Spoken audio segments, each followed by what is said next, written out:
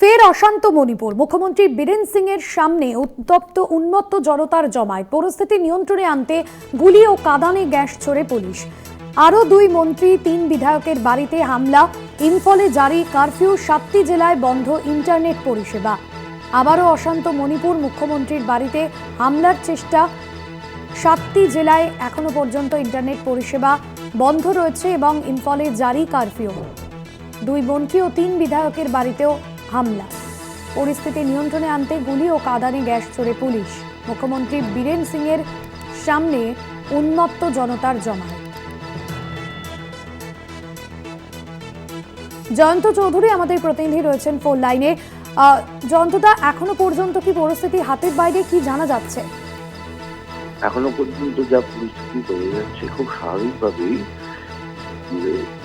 শুধু আগুন জ্বলছে বলবো না, পরিস্থিতি নিয়ন্ত্রণ করার মতন অবস্থায় রাজ্য সরকার নেই এবং কেন্দ্রীয় সরকার। এখানে কিছু মনে রাখতে হবে, এটা ডবল ইঞ্জিন সরকার, অর্থাৎ রাজ্য এবং কেন্দ্র দুজনেরই এই দায়িত্ব ছিল। সেই দায়িত্ব তারা এখনো পর্যন্ত কোনোভাবে পালন করতে পারছে না। দিনের পর দিন এই উপেক্ষা করে এসছে। প্রায় গত বছরের মে মাস থেকে টানা এখানে এই জাতি দাঙ্গা চলছে। মেইতেই গোষ্ঠীর সঙ্গে কুকি এবং অন্যান্য জনজাতি গোষ্ঠী, এই যে রক্তক্ষয়ী দাঙ্গা, এর জন্য হস্তক্ষেপ যেভাবে করা দরকার কেন্দ্র সরকার করেনি। প্রধানমন্ত্রী একবারের জন্য সেখানে যায়নি। তিনি যাননি বলেই একটা জটিলতা তৈরি হয়েছে। সাধারণ মানুষের মনে কোনো আস্থা নেই এই সরকারের ওপর।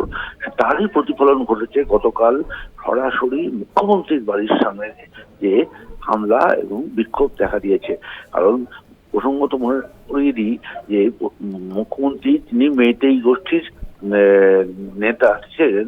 সাধারণ মানুষের মনে একটা ধারণা তৈরি হয়েছে যে মুখ্যমন্ত্রী নিজেই এই দাঙ্গায় কোনো না কোনো ভাবে পক্ষপাতিত্ব করছে। সেই কারণে কুকি জনগোষ্ঠীর এই বিরোধ ক্রমশ মাথাচাড়া দিয়েছিল। সাধারণ মানুষের আস্থা কিন্তু সরকারের উপর থেকে নেই করে সেখানে একটা রাষ্ট্রীয় নিপীড়ন চালানো হচ্ছে, যার ফলে দিনের পর দিন মৃতের সংখ্যা বেড়েই চলেছে। ধন্যবাদ জয়ন্তদা। জয়ন্ত চৌধুরী আমাদের প্রতিনিধি ছিলেন ফোন লাইনে।